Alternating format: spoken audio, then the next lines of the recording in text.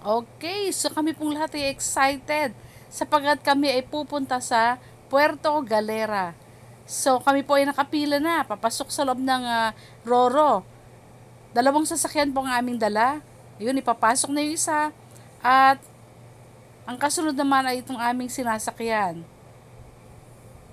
Dalawang sasakyan na yan ay gagamitin namin upang kami ay mamasyal at magpaikot-ikot doon sa lugar ng Puerto Galera. Kaya't mga kaibigan, dyan lang po kayo at ipakikita ko sa inyo ano ba ang meron at ang magandang lugar na ito ng Puerto Galera na inyo pong makikita at masasaksihan. Because this is my first time. Mga kaibigan, stay lang po kayo dyan.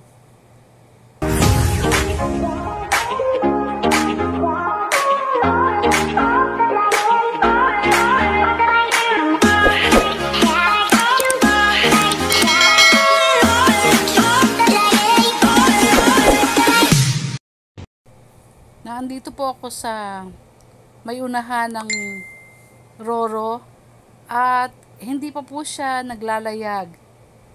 So nag-aantay pa rin siguro ng mga pasaherong sasakay.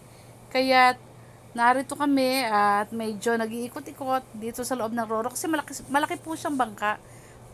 Malaki, parang tawagin parang malapit-lapit hanggang maging barko Pero hindi naman siya talaga ganun kalaki na barko. Yun, mga kaibigan, maya-maya makikita natin ang view.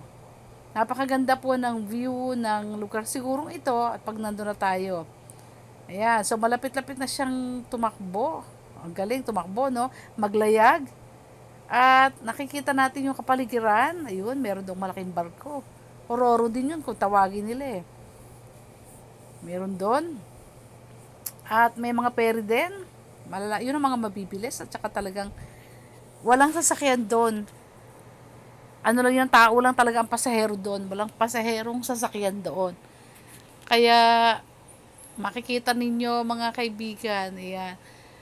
Ulitin ko ito yung first time ko talaga na sumakay sa ganitong uri ng sasakyang pangdagat.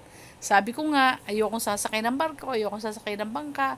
Pero sa biyaya ng Diyos, pag tino-overcome natin na makarating doon, nakasakay ako talaga. At talagang blessing yan from the Lord. Dahil talagang hindi pa ako nakakasakay sa ganitong uri ng sasakyan. So, medyo nasa tabi pa tayo ng konti. Hindi pa kasi siya naglalayag. Hindi pa siya umaalis. Kaya natatanaw pa ang mga paligid. Ayan. So, medyo maganda naman po ang sa tingin ko po sa lugar na ito mga kaibigan ay napakaganda ng dagat at saka dito pa lang sa Batangas Port medyo makikita natin kalmante yung dagat. Wala siyang masyadong alon. Ewan ko lang pagdating natin sa bandang kalagitnaan papunta ng Mindoro, hindi ko din alam. Ayan, yan ang paligid Kasi nga hindi pa siya umaalis kaya natatanaw pa natin yung kapaligiran. At ganun din, yung iba pang sasakayang pandagat na naririto. So talagang na-excite na ako mga kaibigan. Panalangin ko na makarating at kami ay patuloy na ingatan. Ayan. So, medyo unti-unti na pong inaayos at medyo tumutunog-tunog na yung kanyang ewan ko, makina ba yun? At siya ay malapit ng pumalaot. So, this is one of the experiences na aking naranasan na talagang sa tanang buhay ko at this time, hindi ko pa nararanasan. Kaya, glory to God for the blessings na ibinigay niya sa akin at naranasan ko din ang sumakay dito sa ganitong uri ng sasakyan. Isang uri ng sasakyang pandagat na kung saan ay dati ayoko talaga na hindi ko pa talaga siya na-try. Pero ngayon, narito na po ako at eto na, no choice na ako, nakasakay na. Yan, medyo unti-unti na siyang pumapalaot. Medyo nakita niyo yung ano kanina, yung tabi. Yan, medyo malayo na siya. Anong ang tawag doon sa bandang malayo? Yan, tumatakbo na siya mga kaibigan. Yung kanina nakadikit niyang malaking bangka ay halos ilang metro na rin ang kanyang layo dito. Napakaganda po ng dagat. Napakatahimik. At sabi ko, mas gusto kong sumakay sa eroplano kaysa sa mga ganitong sasakyan. Pero, tingnan natin kung gaano din ba ito kasarap sakyan. So, nakakawala din naman ng konting pangamba sapagkat marami akong kasama. Buong pamilya kami. Pamilya ng mga kumari ko. Ayan. Ang mga kasama po dito sa malaking bangka na ito. So, siya ay tumatakbo na. At habang siya ay tumatakbo, I am continue praying. Talagang tuloy-tuloy na panalangin kasi nga, hindi ako sanay sumakay sa ganitong uri ng sasakyan. So, ang baba namin supposedly ay sa Puerto Galera. Doon po dapat sa Puerto Galera talaga ang baba namin.